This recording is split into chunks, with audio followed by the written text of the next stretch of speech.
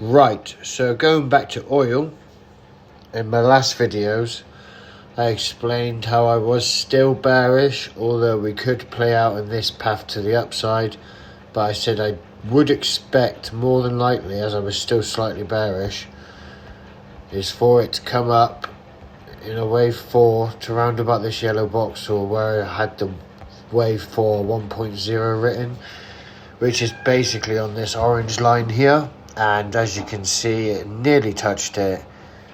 So basically I got the area correct, and then it rejected massively. And also now it's broke through this trend line here, which has made it even more bearish. It still has a couple of lows to beat. It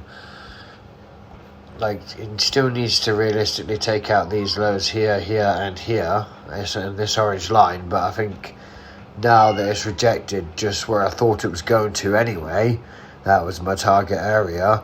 And we've also got a 5 down in there when you zoom into smaller time frames. So basically I'm counting this now down as a 1, 2, 3, 4, 5. And if we just do that now on the video, I bet you any money it comes into this yellow box and round about this 5 here that I've had down for probably about 2 months. If it does, then it gives us even more confirmation that the possibility of the move down is still intact, and that we're not going to go any higher just yet. I just messed that up. Do that again. God, my eyesight is terrible. Right, so now we want the 2.0 extension of this to be in the yellow box. And there it is. The 3 targets that we would actually expect, the main targets for this area, would actually be here. Move that box up slightly now that we're getting closer. Now that we're getting closer in, we can have a bit more of a precise target. And if you remember in my last video, this orange line here, $67, is my new target. And look at that, basically it's landed all right around it. So I think we could be looking even slightly lower now, $66, or it might even try and be cheeky and push it down to 62.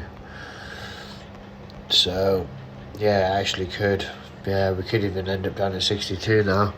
Just depends how far they want to stretch this out to the downside. So yeah, that's looking really good for the drop now. For the bullish count to play out now, it'd be quite hard, because realistically, hold on, let me just show you, where this here is here, the next pullback would need to have held realistically sort of around this area, maybe this area here,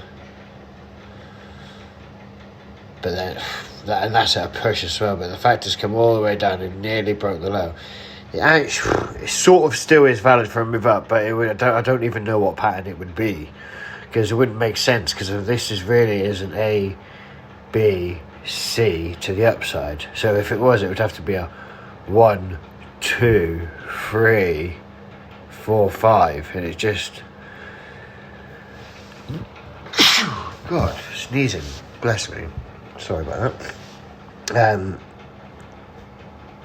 Yeah, so basically it's not really looking good for a move up now, but it isn't completely out of the question. The market can do what it wants at the end of the day, but the chances are now we're going to get this 5-wave move down. God, I'm so tired, I'm yawning as well.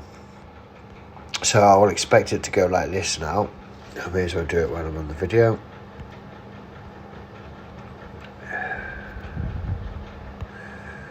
So you'd be counting 1, 2, 3 would end up down here, 4, and the 5 would take us into the box and the target area. So yes, that's what I'm expecting to play out on oil now. And as you know from the videos, I've been swing trading it all the way down from, I've been short on oil from $68. I've also been temporarily hedging on moves up, like here, when this has come all the way up here, and this has come all the way up here.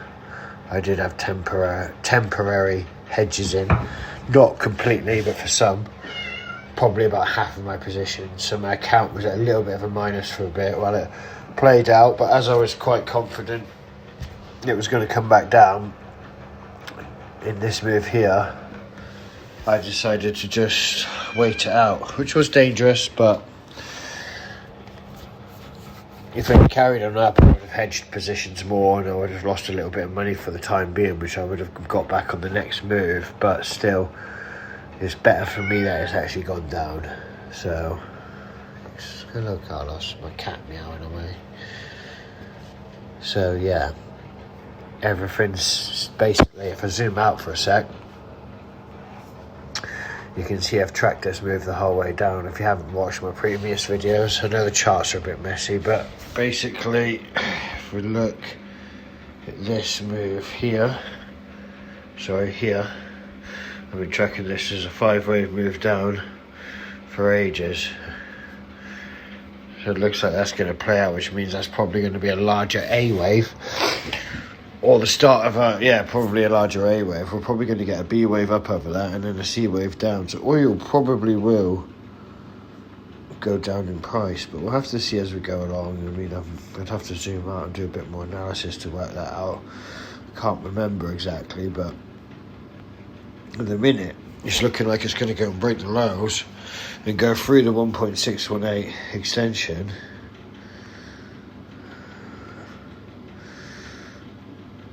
No, sorry, I'm getting that wrong there. I'm getting mixed up. It's not a 5-wave move down for the top. It's a 5-wave move down here, there, which is for the C wave. Yeah, so that should be right.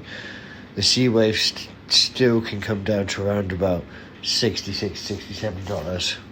So that is still my target, really. But there is a chance I could extend it down to 62. But yeah, 67 for now, and then I think we'll start to move up.